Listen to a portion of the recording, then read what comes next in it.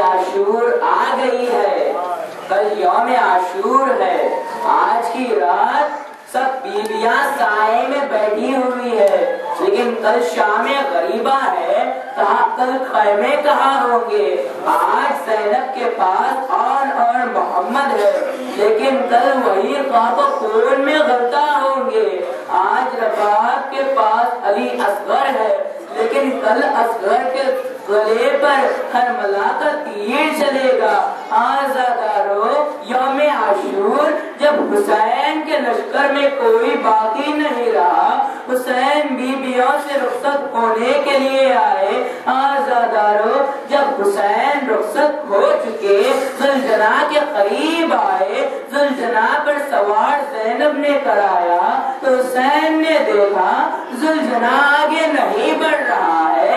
حسین نے کہا، اے زلجنا، یہ تیری آخری سواری ہے اور وہ بھی آدھی ہے، بس مجھے مقتل میں پہنچا دے۔ لیکن زلجنا نے اپنے پاؤں کی طرف اشارہ کیا۔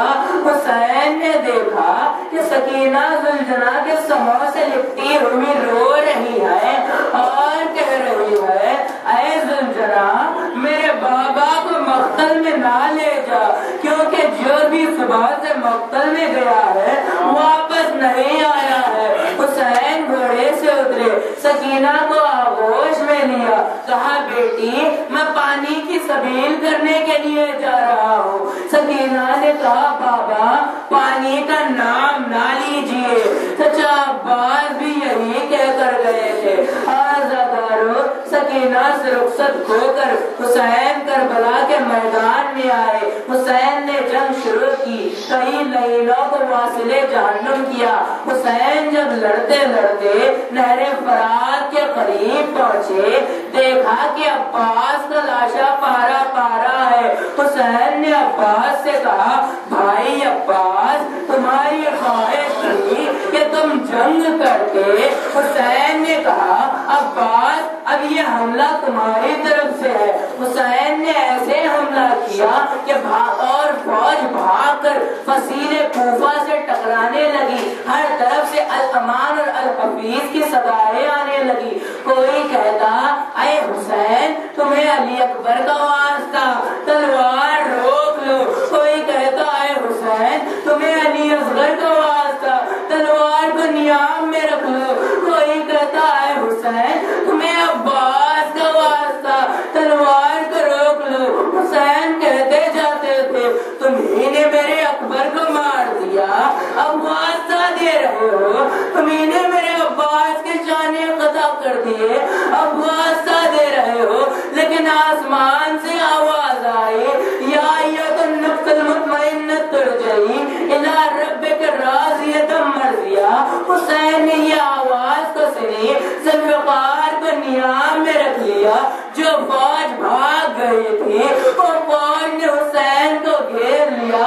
اشقیاء نے دیکھا حسین تلوار نہیں چلا رہے ہیں، ہر کوئی آگے بڑھتا جاتا تھا، کوئی تلوار مار رہا تھا، کوئی بھالے مار رہے تھے، کوئی تیر برسا رہے تھے۔ حسین خود سے زلجنا پر جھومنے لگے۔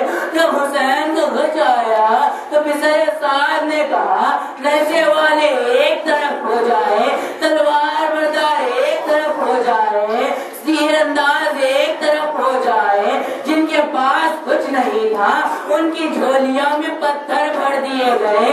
سب مل کر حسین پر حملہ کرنے لگے اور ملا کا تیر آیا، حسین کی پیشانی پر لگا۔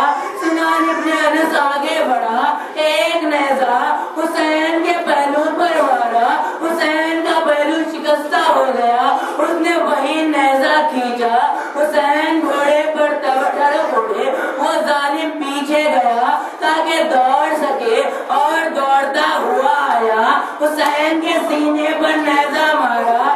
حسین گھوڑے پر سنبھل نہ سکے، زمین کی طرف آئے، کہا، ماں، میرا آخری سلام قبول کیجیے۔ حسین سجدے شکر میں جھک گئے، شمر لعین آگے آیا، حسین کی پشت پر سوار ہوا، मुलाजिम खंजर फेर रहा है, खंजर काम नहीं करता। हुसैन पर उसने खंजर से वार करना शुरू किया। हुसैन कहते जाते